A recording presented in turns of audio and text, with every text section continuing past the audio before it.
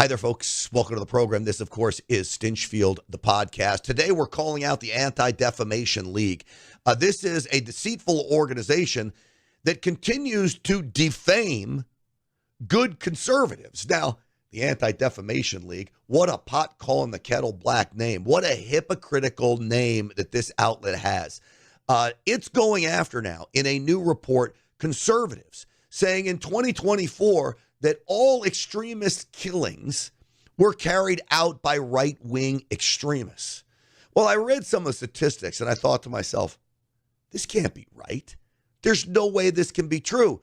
And it turns out it's not true. The Crime Prevention Research Center has gone through this and found that they left out all kinds of shootings and killings that were most certainly leftist killings, and they miscategorized killings, claiming it was a right-wing extremist when in reality it was, an environmental lunatic that looked at himself as an environmental socialist. We'll talk about that in a little bit. But again, the media runs with the story that, Anti-Defamation League says conservatives behind all of the extremist killings in 2024, when it turns out to be, at least according to what I'm seeing and the Crime Prevention Research Center, an absolute lie, a bogus lie.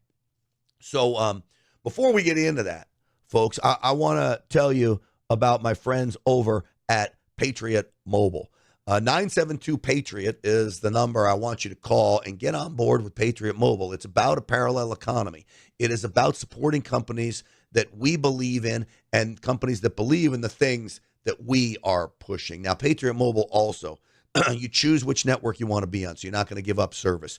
100% U.S.-based customer service. A performance guarantee like none other. They'll make you a deal to switch, and maybe best of all, you sign up today as a deal to Stinchfield's Army members. Use that promo code GRANT.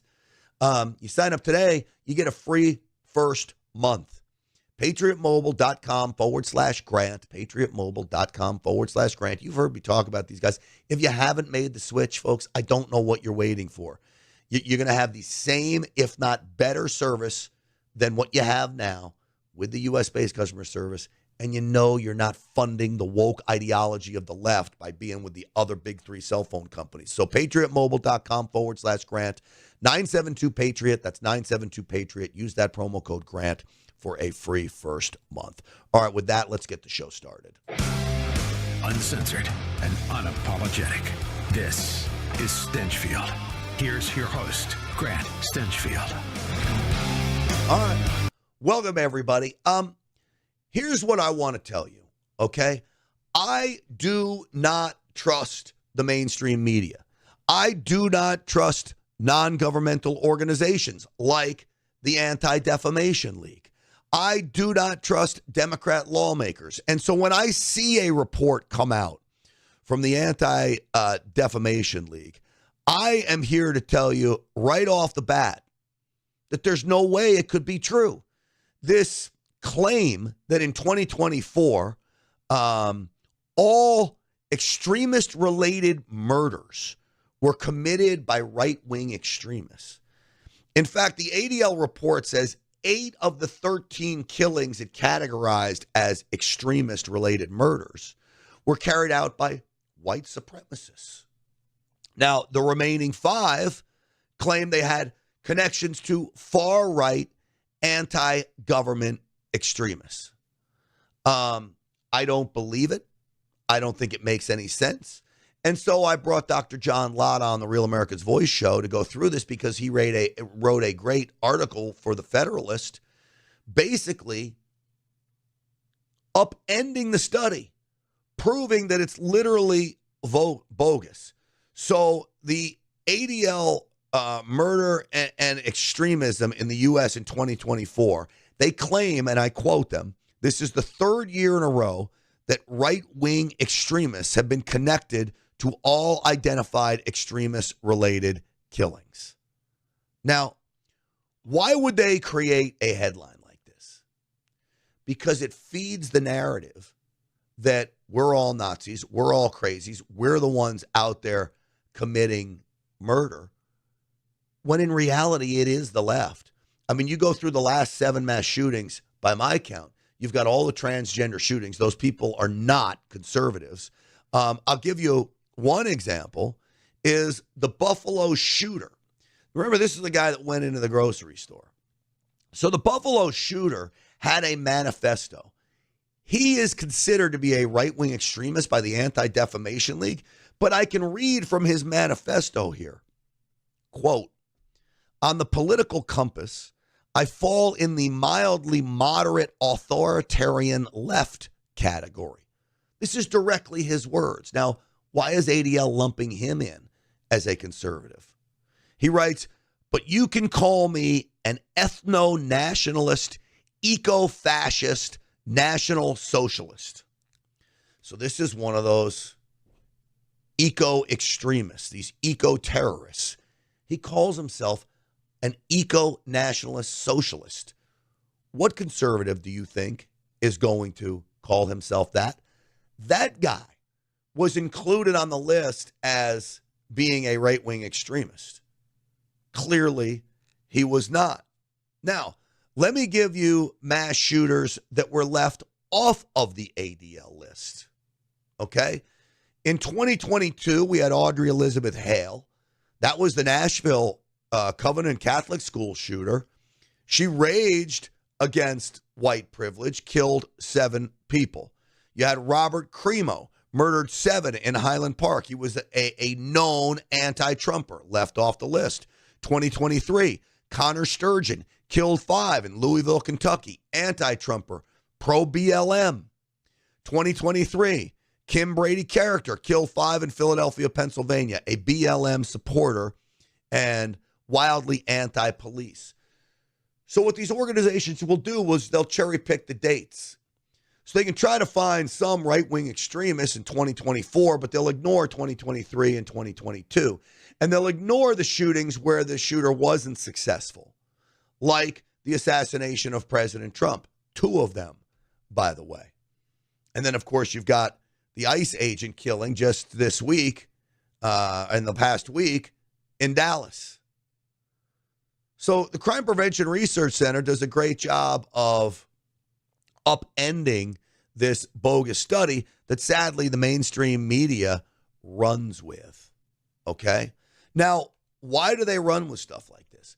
Because they have leaders in the Democrat Party that are out there spewing the most god-awful, hateful things imaginable. This is Ilhan Omar. Look who she blames for all our problems. A lot of conservatives in particular would say that the rise in Islamophobia is a result not of hate, but of fear, a legitimate fear, they say, of quote-unquote jihadist terrorism, whether it's Fort Hood or San Bernardino or the recent truck attack in New York. What do you say to them? I would say our country should be more fearful of white men across our country because... Wait, our country should be more fearful of white men across the country? Now, just if you look at crime statistics, overwhelmingly, the majority of murders committed in this country are committed by people of color. Now, I actually don't think it has anything to do with the color of their skin. I think it has to do with socioeconomic situations, lack of fathers. There's no oversight. You have blue cities where there's no law enforcement. It all feeds itself. But overwhelmingly, the people committing crimes in this country are people of color, not the white man. But somehow the white man is the most dangerous. I mean, look at poor Irina Zarutska on a train in North Carolina. Her neck was slit by a black man that was arrested 14 times. He should have been in prison, and that judge let him go.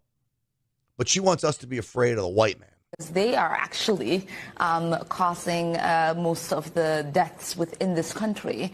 And so if fear was the driving force of policies to keep America safe, Americans safe inside of this country, we should be profiling, monitoring, and creating policies to fight the radicalization of white men.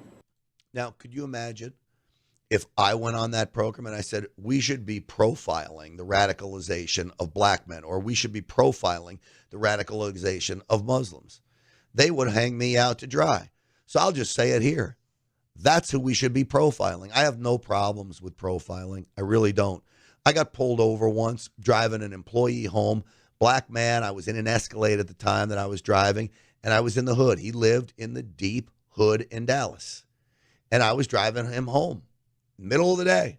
White man in an Escalade driving a black man in the middle of the hood, middle of the day. Dallas police lit me up from behind. Pull over. You ran the stop sign. I said, I don't run a stop sign, officer. Well, what are you doing? He says. I said, I'm driving my employee home. Luckily, my employee had a quick car uniform on. So I'm just driving him home. I'm dropping him off. Okay, that's a warning. Go on your way. What do you think he was doing? He was profiling me. Because what's the only reason a white guy comes into the hood in an Escalade? To buy drugs. And if I'm the grandmother that lives in that hood that has rich white men coming in their Escalades to buy drugs off the street corner in the hood, I'm glad the cops pulled me over. I am. And I got pulled over because I was white. Probably would have let me go if it was two black guys in the Escalade. But I got pulled over because I was white. No big deal on my behalf. I want them keeping that community safe and free of people coming in. You keep doing that, officers, people are going to get the word pretty quickly. You better not be driving into this neighborhood. So it goes both ways. But again, she wants to spew this absolute craziness while others in their party, all they do is talk about violence. Well, Eric Trump called out this violent rhetoric. We've seen enough death. We've seen enough senseless killings. And Sean, let me leave it with this. I'm sick and tired of seeing the bullets. They're only going one way. Again, first it was my father. Then you saw what they tried to do to Kavanaugh. Then you saw what they did to Steve Scalise. Now they just killed Charlie Kirk. I've gotten more envelopes of white powder, as has Don, as has everybody in our entire family. When does the senseless nonsense stop? And when is there accountability from MSNBC and NBC and everybody else who just fosters this hate every single day, including today, right after that incredible man right there was killed? So, you know when it stops? When people turn off the TV and the ratings fall through the roof. Now, MSNBC and CNN have to change their ways because their ratings are falling through the roof. They still seem to double down on this left-wing craziness. But once you get to zero viewers, you can't survive. It has to change. But Eric Trump is right. While the Anti-Defamation League wants to publish a report that right-wing extremists are responsible for all the violence in America, it's clear that when you look at all the violence in America, it's left-wing extremism. It really is. They don't include the MS-13 gang member that most certainly is pro-Biden, that either killed American citizens with fentanyl or killed people in a drive-by shooting. They don't include that person as a leftist murdering extremist. But they include an Aryan Nation guy who goes and kills somebody as like a crime of passion. And they include the Aryan Nation guy as a right-wing extremist. Well, why are you including the Aryan Nation with conservatives? We don't support the Aryan Nation. So they just make these assumptions that, well, if you're conservative, you're all racist. It's deceitful. It's out of line. It's bogus. And they're being called out for it. And America, in many respects, is waking up because of it. All right, folks. I want to talk about my friends over at get20now.com. That's get20now.com. Up to 20% off on, not up to 20% off. Get20now.com. That's get20now.com. Up to 20% annualized interest on your investment. This is about Bitcoin mining, and it's about mining Bitcoin at a rate that cannot be beat. I mean, they do this inexpensively. They do it efficiently. They cool these computers, these supercomputers, with water technology that very few of these mining centers are using, these big data centers. This is what they're doing at NFN8. You can take part in the Bitcoin craze by going to get20now.com, fill out the form. They will call you back. Corey, one of the principals. Talk to them about this investment.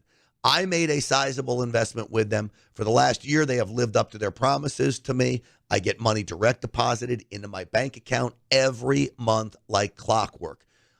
Up to 20% locked in, depending on the deal you make with them. So call them and talk about it. Get20now.com. That's get20now.com.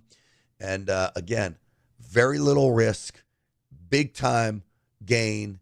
When you talk about 20% locking in, I love this. It's mailbox money. Get20now.com. That's get20now.com. Talk to them. See if it's right for you. Get20now.com. Civilian deaths on both sides represent victories on the part of the dragon. Hamas did everything within their ability to maximize the civilian casualty. We came back to a land that was largely barren and empty, and we brought it back to life, and we're going to keep it. The devil hates the Jewish people because they represent the existence of God. Because without that Jewish foundation, there is no Christianity. That clip was from Dragon's Prophecy, a new movie out by Dinesh D'Souza. And I'm so excited to actually see this movie because, Jen, our movement needs this movie. Some defense of Israel now is more what than we ever. need. Yeah, we were just talking about that earlier, and always a pleasure to welcome back to the program. We respect him. Our friend Dinesh D'Souza is here. You can give him a follow at Dinesh D'Souza. He's a host, of course, of the Dinesh D'Souza Show, the podcast, and the creator of something brand new we want you to check out. It's called The Dragon's Prophecy. You can find out more information at thedragonsprophecyfilm.com. Dinesh, thanks so much for joining us. Welcome back to The Morning Answer. Hey, it's a great pleasure. Thank you guys for having me. Tell us about this film, this project of yours, because Grant and I literally an hour ago were talking about the anti-Semitism that is seeping in now in big ways across our country. And sadly, even in our conservative movement. I mean, there are so many influencers who seem to have turned on Israel. And that's not where we are on this program, certainly. And I know that's not where you are as well. Well, the film, in a very cinematic way, makes the moral, the political, the strategic, I would say even the biblical case for Israel and for this fight against radical Islam. One of the insights of the film is that the battle between Israel and Hamas is not just like another war, another terrorist incident. It's rather a biblical event. The film is based on a book by Jonathan Cahn called The Dragon's Prophecy. And Cahn argues that there is an eerie similarity between what's going on now and the ancient battles in the Bible between the Israelites and a lot of their classic enemies, notably the Philistines. The Philistines, by the way, the name Philistine and the name Palestine, it's the same word. It's the same name. Carried through history. But not only that, the strategy, the tactics are identical. If you look, for example, at a biblical hero, Samson. Samson represents the strength of Israel, and Samson is captured by the Philistines. And the Bible says that they captured him and they blinded him, kind of just in the way that Israel was blinded on October 7th. And then the Bible says they dragged him to Gaza. So the Philistines inhabited an area that is now called the Gaza Strip. It was then called Philistia. It was made up of 5 cities, and one of them in the Bible, Gaza. So Samson is in Gaza, and then the Bible says the people of Gaza demanded that he be stripped and brought out for their entertainment. This is right out of the Bible. So just as hostages after October 7th were stripped, and they were brought out and paraded before the people who are dancing and celebrating and rejoicing, you see this remarkable parallel. And I think it is not inaccurate to say that Samson was the first hostage of Gaza. So what the film is doing is it's enlarging the compass of this debate. It goes beyond the left-wing critique, which is like Israel's a colonizer from the river to the sea. And there's, as you know, a right-wing critique, people like Tucker, Candace Owens, and others. The film answers them, but it does so by bringing in this wider biblical perspective. And not only that, it validates the Bible through biblical archaeology. And by that I mean seals and stones and inscriptions coming out of the ground, almost as if as the world is becoming more secular, God is like speaking back through the stones. All of this is in the film. I have a one-on-one with Netanyahu in which I ask him to directly respond to Tucker, and boom, he does. So the film is both timely, but in some respects, it's also timeless. All right, one of the things that amazes me is that this hatred of Israel really is growing. And then you wonder if these influencers are being paid. And Jen, maybe you could lay it out for Dinesh, because there's a thought that maybe they're being paid. Who would be paying them? Is it those in the Middle East? Is it Qatar? Jen, this is part of the things that you were talking about. And I think, Dinesh, just to add on to Grant's question there, who is paying, or is there an effort to pay people for influence in our conservative movement to be standing up against Israel? Well, there's no question that there is a river of money that is coming into America from the oil-rich Muslim countries, notably Qatar, but also others. This project, by the way, long predates the right. Qatar, for example, has been buying, academic positions at universities. Whole academic departments turn very left-wing because of Muslim money. Some of the conservative think tanks take money from the Middle East and not from Israel. They're taking it from Qatar, which pretends to be neutral, and they're just in it for peace, but they play a dangerous double game. Now, I don't have any evidence that individuals are paid by Qatar, and I try to focus my comments on not so much on like who's paying them, but rather what are they saying and why doesn't it make any sense? So, for example, Tucker Carlson raised the question, are the Jews of today the legitimate descendants of the Jews of the Bible? So the answer to that question is emphatically yes.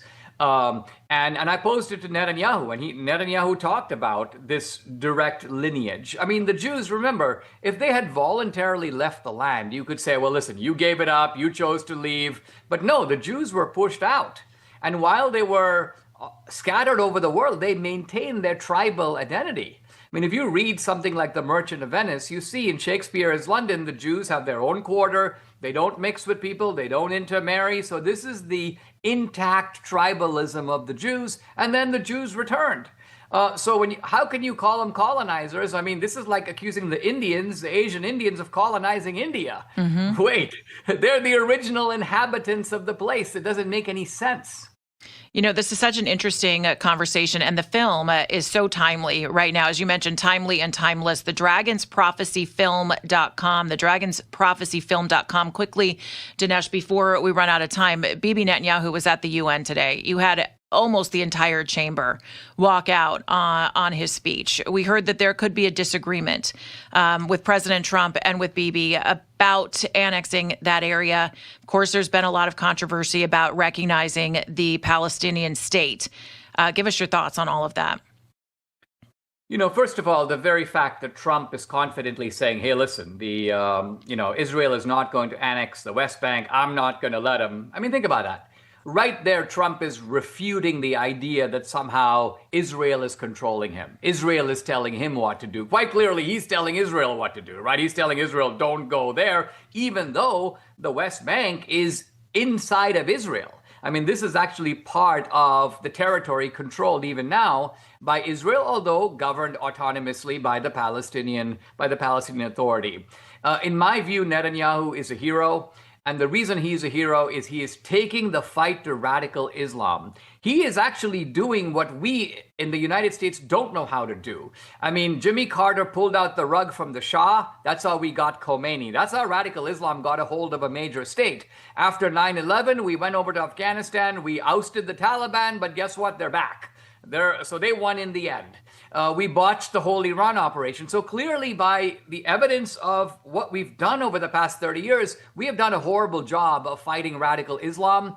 Israel is doing an outstanding job. And not only are they clobbering Hamas, they know how to fight the war in Yemen. They know how to fight the war in the Sudan. A small country like Israel, 10 million people, can take on a country like Iran, 80 million people, and win in 2 days.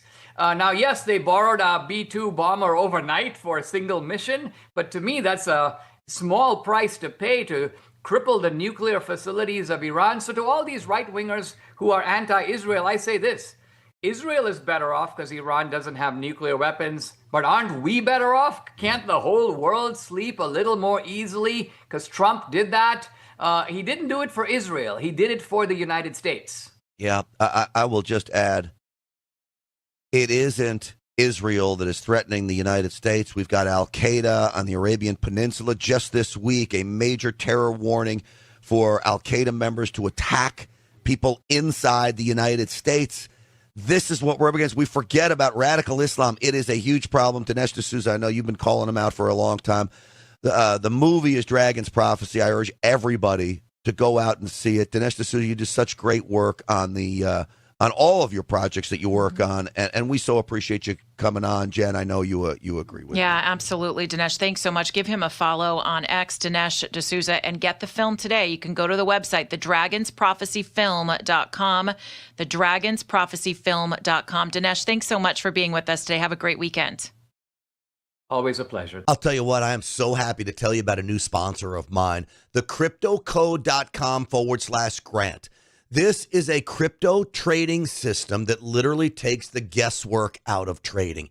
It can be automated. You get trade alerts. There are the high setup probability indicators. All of it is going to be included in this system that is literally so simple to operate. So if you want steady profits, okay, if you want to build wealth, all with minimal risk, and this is the key, then the crypto code is for you. Thecryptocode.com/Grant. That's the website I want you to go to. So my buddies over there are running free seminars all week. This will take you through the process. They open up the playbook for you, all right? Now, as for the trading alerts that the crypto code offers, I want you to take a look at this. This is their win rate on this. 93%. Of the 2,175 trade alerts they have offered up multiple times per week, okay? 2,024 wins, only 151 losses for a 93% win rate. I've gone through and I've checked the math on this, and I'll tell you what, it's nothing short of amazing. So if you want to get involved in crypto, but you don't want to risk the farm, the crypto code is for you, and you're not going to spend tens of thousands of dollars for these. You know, these trading bots can be very, very expensive. This is the most reasonable deal I've seen, and it may be the most successful trading bot and system and trade alerts all packaged in one that I have seen. Thecryptocode.com/Grant. Go sign up for this seminar. You're not going to regret it. Trading involves risk. There's no doubt about it. Results aren't guaranteed. Terms apply. I'm not giving you financial advice. That's what the FTC wants me to tell you. What I want to tell you, though, is go to thecryptocode.com/Grant. One thing that I love is a crime blotter. Yeah, we love the crime blotter. Mostly because, you know, this plays everywhere. We have people listening literally across this great globe of ours. Yep. And they love to hear LA crime blotter. I saw in was it Corona? Are you making fun of my crime blotter? No, 20 people again. A flash mob went in and stole from a jewelry store. Yeah. They got $1 million worth of jewelry smashing the unbelievable. But anyway, okay, start off the crime. All right, blotter. so you might remember, let's think way, way back. I can't even remember when it was. Eagle Rock, though, was the place. When there was a car chase and then the guy jumped out and ran into a neighborhood in Eagle Rock, and then a woman who was the wife of the band Weezer, which I think, Dan, we may want to get Buddy Holly so people know who Weezer is. Scott Schreiner is his name. Police officers arrested his wife because she came out into the yard and pulled a gun on them. You remember this story? Didn't they shoot her? They shot her. Oh, did they shoot her? I know, I can't. Well, let's see. No, did they not? This is so long ago. She came out with a gun. Yeah, I think she was okay. I think it was not a great shot. Is that what it was? Yeah. Yeah, she came out with a gun because she's got this commotion in her yard, and they're looking for the runaway. And they told her to put her gun down, and then she won it. Remember that? Something was weird about this. So a judge yesterday allowed the wife of Weezer bass player Scott Schreiner, do we have Weezer? You give me the thumbs up when we got it, to enter a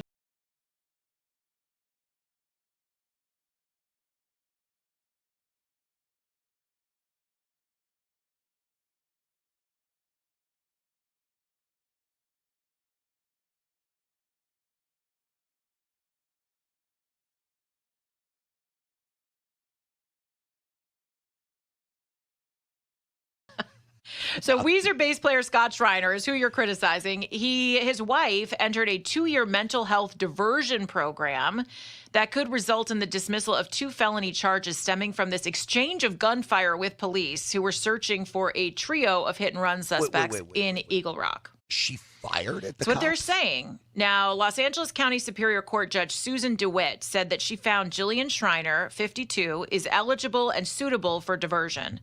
The judge ordered her to comply with a number of conditions. She has to abstain from illicit drugs and alcohol. She has to continue to participate in weekly therapy sessions, undergo random drug and alcohol testing, attend at least 3 AA meetings a week, and not own or possess any guns or knives. So sporks. If you're going to go to dinner at the Weezer house, you're going to have a spork, okay? So here's the thing. This judge obviously doesn't see her as a Make America Great Again woman, which I'm sure she's not. If this were me shooting at police officers like a wackadoodle, you ain't getting diversion, girl. I'd be wearing going orange, to the baby. penitentiary. I'd be running the penitentiary by now if this were me. But because it's this woman, she's getting to go to yoga classes and she doesn't have to worry about her felony charges. By the way, speaking of penitentiary, you know I'm going next week for my role in a pilot TV series that is going to be one of the greatest TV series you've ever seen on Amazon or Netflix. The Emmy buzz is already going on, and they haven't even started filming yet. My buddy, who's a great friend of this program, Robert Davi, the great actor seen in James Bond. And I think you met him through me. And I think that was who one I of my met through connections. you, yes, but we've become much better friends than you guys ever were. Oh, gosh. But well, that's just because we're Men, New Yorker misogynist. guys, men. Anyway, he calls me up. He says, "Can you play a warden?" I said, "Yes." I mean, that's true. I don't deny that. I am. No, look at biblical Dan. Just thinks that Dan misogynist. opens his mouth and goes, "What did she just say?" I can. Do you say know these it's called the Biblical Principle Misogynist? Oh, boy. I'm writing a book about this called The Biblical Principle Misogynist. But that's another story. You're going to have me write my report on the back cover, right? You're not writing the forward to this, by the way. I'm going to write the backward. Listen to me. So he goes, "Can you play a warden?" I said, "Yeah, I can play a warden." He says, "Can you talk with an accent? Because this is at the Florida Penitentiary. Questionable. Where they house death row inmates." Yeah. I said, "This is right on my alley. I don't even need to act. This is who I am.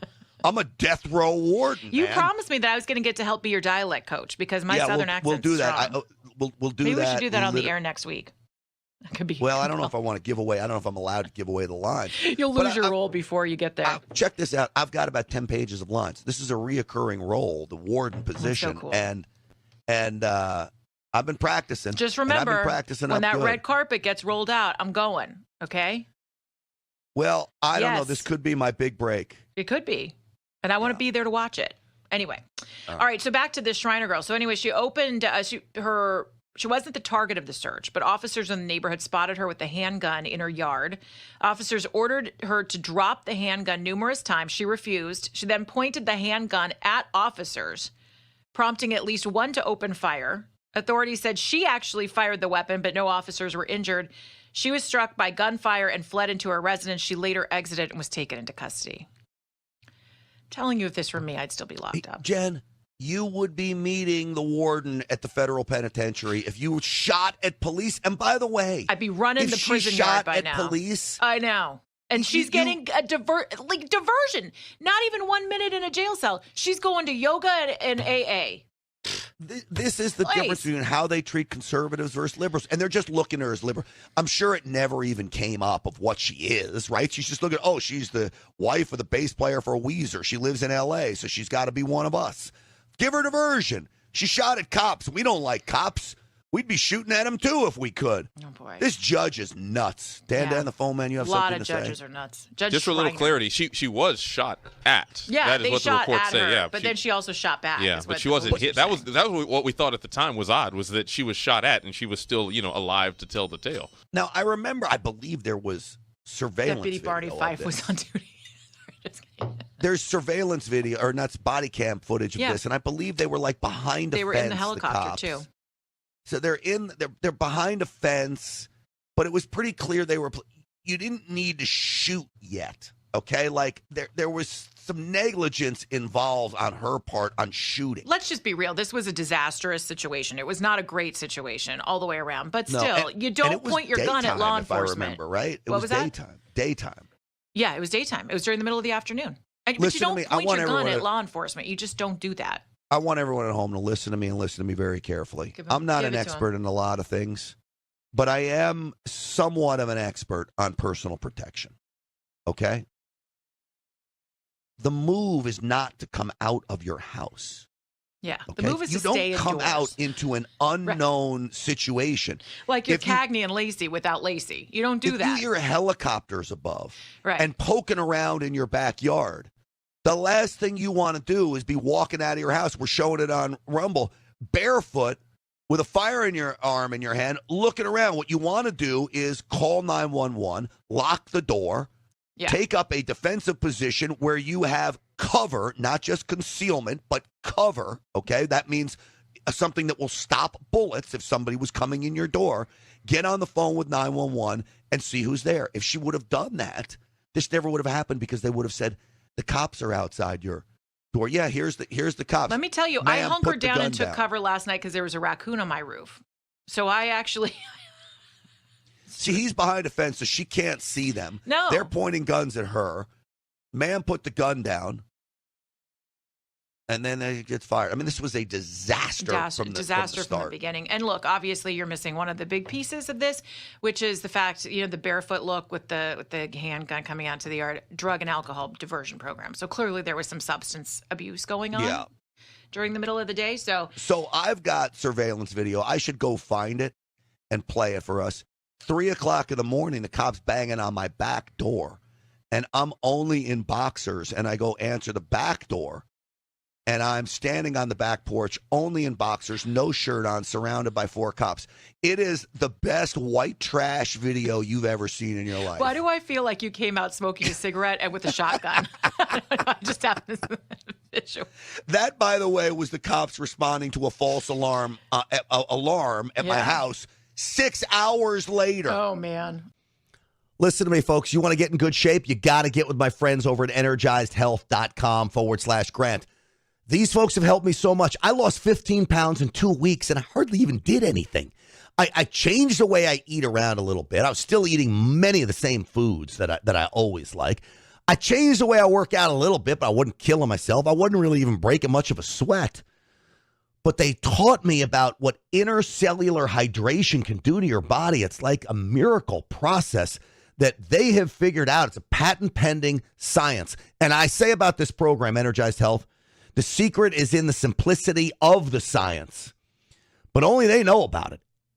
Intercellular hydration. I want you to learn about it, and then I know once you do, you will want to get on board with these guys.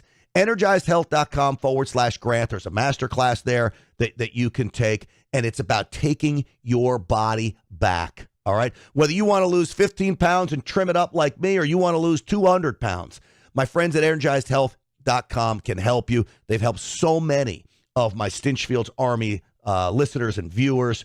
Real America's Voice right here on Rumble. You're going to love these guys. And they got videos, diet. I don't even call it diet. Recipes. They have weekly Zoom calls, personal coaching. You name it. They set you up for success. EnergizedHealth.com/Grant. Pay them a visit today. This is not from the newspaper, but I did see it on social media, and I'm troubled by it. I love the animals. I love the animals, too. Okay? And Yep. so, we talk about baby eagles we love. We love the horses. We like to protect the carriage horses. I am now the defender of ostriches. Yes. Okay? Have you heard about this story that's going on in Canada? I don't know anything about the ostriches, no.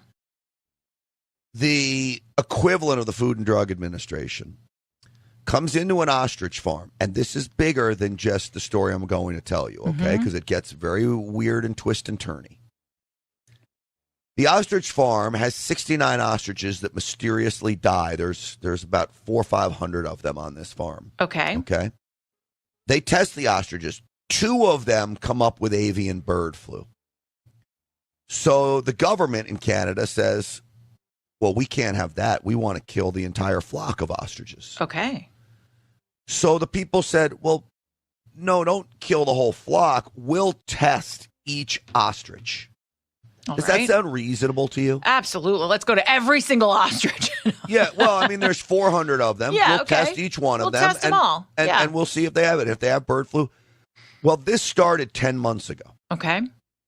The government said, no, you cannot do that. We're killing your ostriches. That's what they did to the chickens here in California. That's what they were doing to the chickens.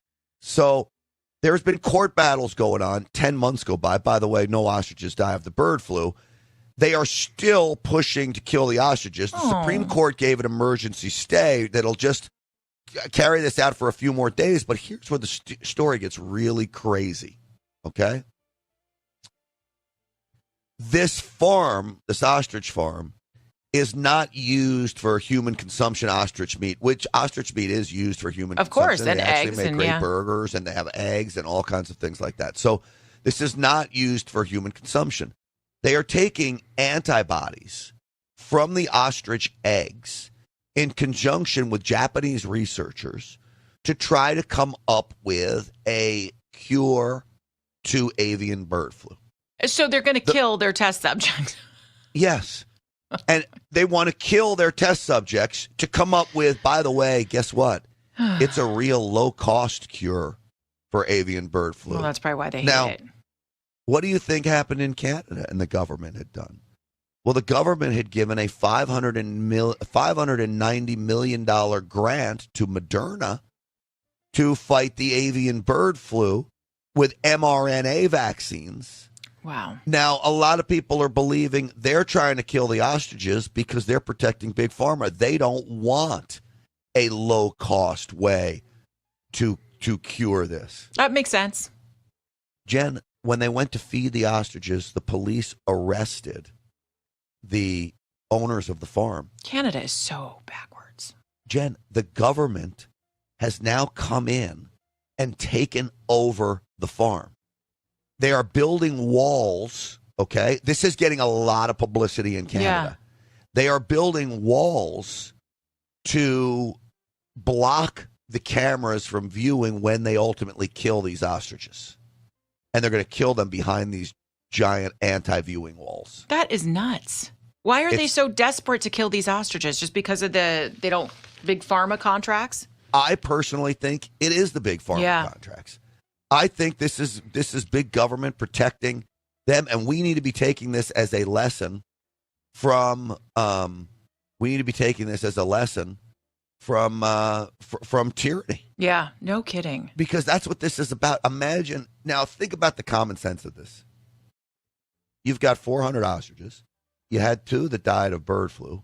You're willing to test all the ostriches. Well, if they come back negative, why are you going to kill them? I mean, what's the point? I know. 10 months have gone by. None of them died. So I think if they were going to die, they're not for human they would have consumption. died. So who cares if they have the bird flu?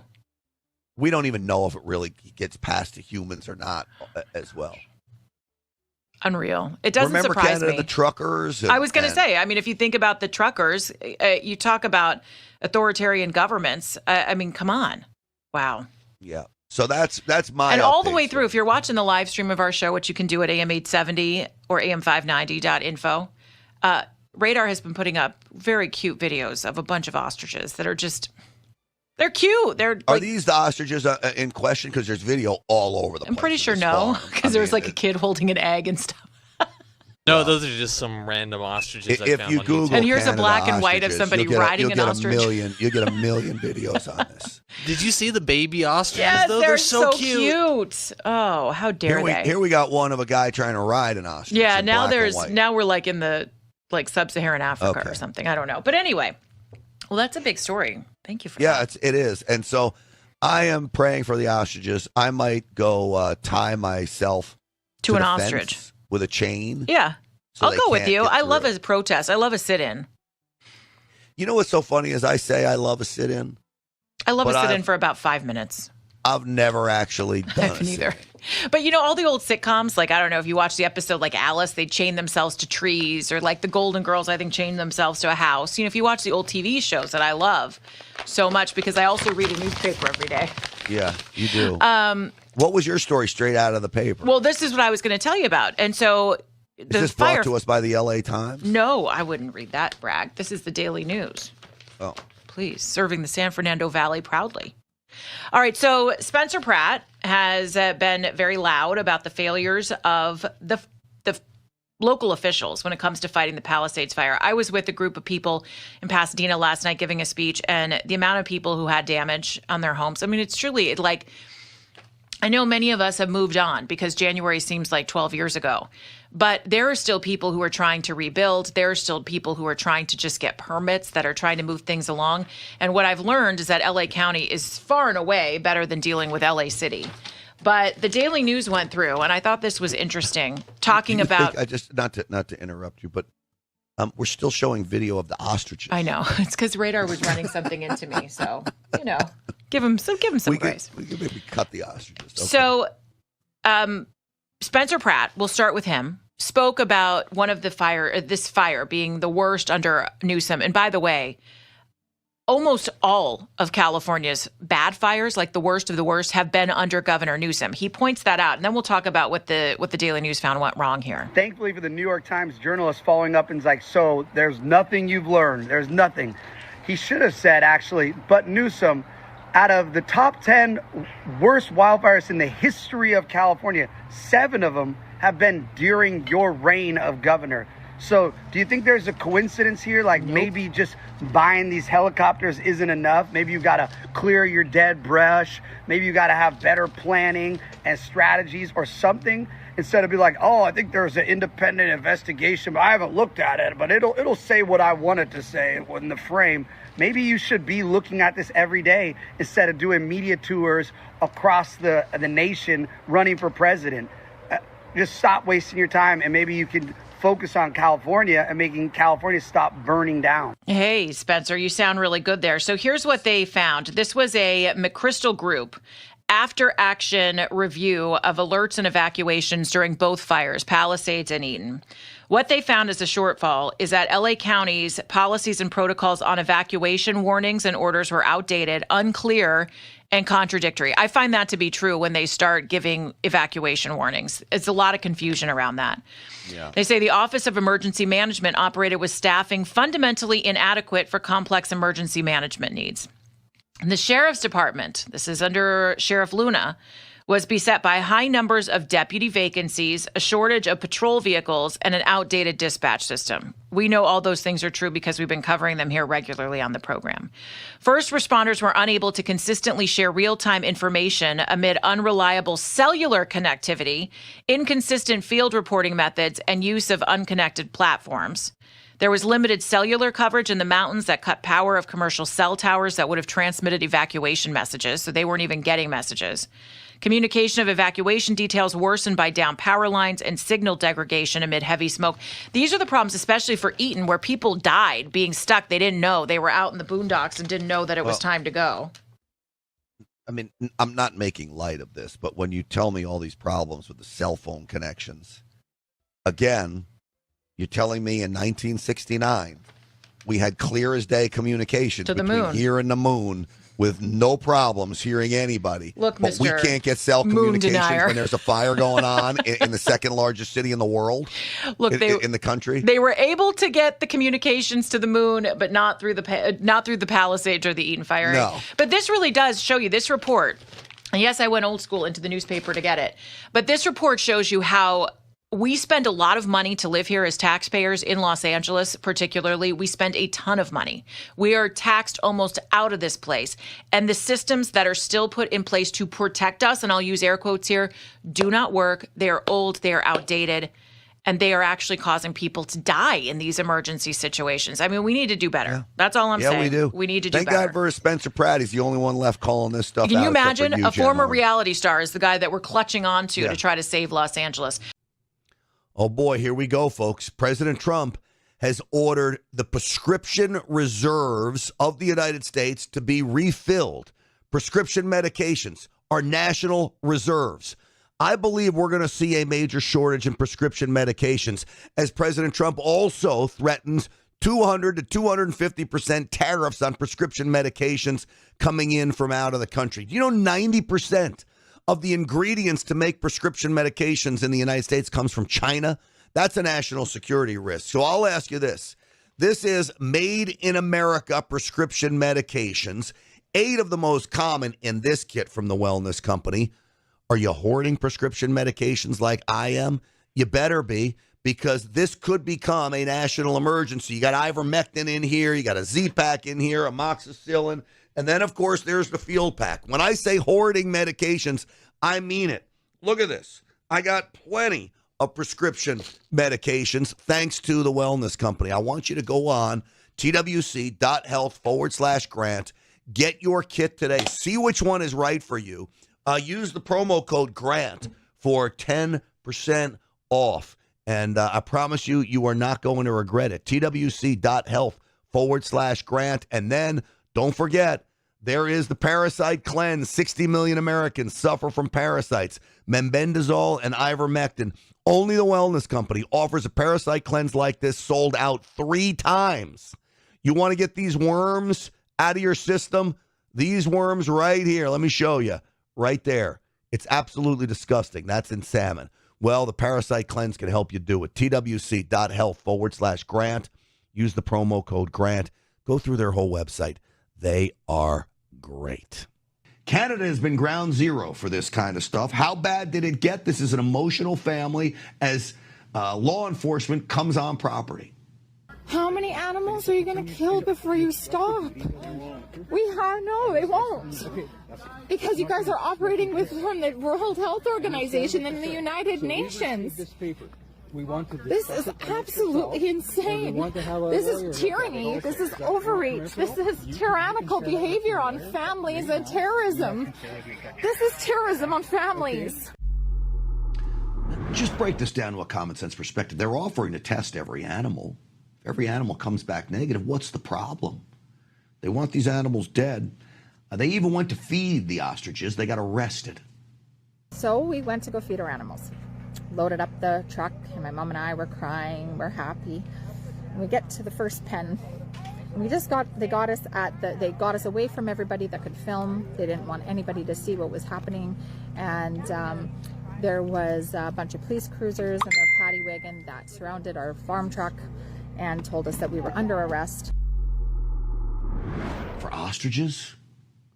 This is the globalist agenda at work. Don't think I'm crazy here, folks. This is exactly what's happening. And as I mentioned, Canada's ground zero. Now, I've got good news. The Canadian Supreme Court stepped in momentarily. There's a stay. So for now, the ostriches live. How long will this last? We're not sure. I want to bring in now journalist and award-winning filmmaker. He is the founder of Press for Truth, and he's been very instrumental in covering this story. Dan Dix is with us. Dan, welcome to the program. Well, thank you very much for having me. Glad to be here. All right, Dan, what do you make of this story? Because, everyone's asking why. What is it really at stake here and at play? Really, this seems like it's a precedent-setting case. This really just goes to show how tyrannical the Canadian government is and will potentially be if this goes down in front of everybody. There's a lot of people covering this. There's a lot of cameras watching. And this may be something that's going to shock the Canadian people. This can be tracked back as far as late 2020, early 2021 during the pandemic, COVID-1984, as I like to call it, when this Universal Ostrich Farms switched from being a farm that was dealing with birds for food consumption and various cosmetic products and things of that nature to being research birds. You fast forward up until late last year in 2024, and all of a sudden, a number of these birds got sick. In fact, 69 of them ended up dying. We don't really know what it was all about, but the Canadian Food Inspection Agency caught wind of this. They contacted the farm and said, hey, can we come down and do a couple of tests? And the farm allowed them to come in and do that. Now, the Canadian Food Inspection Agency ended up using PCR tests, highly controversial. We know now that they can kind of elevate these levels as much as they want. You can find just about anything using a PCR test. And they determined that 2 of the dead carcasses that they tested had H5N1 avian influenza, and therefore they put in the motion to have all of the birds killed. Now, that was nearly 10 months ago now. We're talking 10 months have gone by. If they have contracted that virus, surely by now they obviously have herd immunity, because the video footage has been showing that they're walking around perfectly healthy. So there's really no good reason right now for them to come in and call these healthy, beautiful, majestic animals. So it's bizarre that it's coming at the hands of the Canadian Food Inspection Agency when they're not even meant for food. And yet they are still the ones calling the shots here. But as you said in your intro there, do you think there is a connection from the research they're doing? They're taking now, as I understand it, antibodies from the ostrich eggs that would then end up help fighting the H5N1 bird flu that we're just talking about here, and the big pharma contracts that are out there for mRNA vaccines. We know where Canada stands on those. Is there a connection here? Well, there's definitely the potential that this is a big threat to big pharma and, what they want to push with the next upcoming pandemic. So that is very, very real possibility. There's kind of multiple sides to this argument, actually.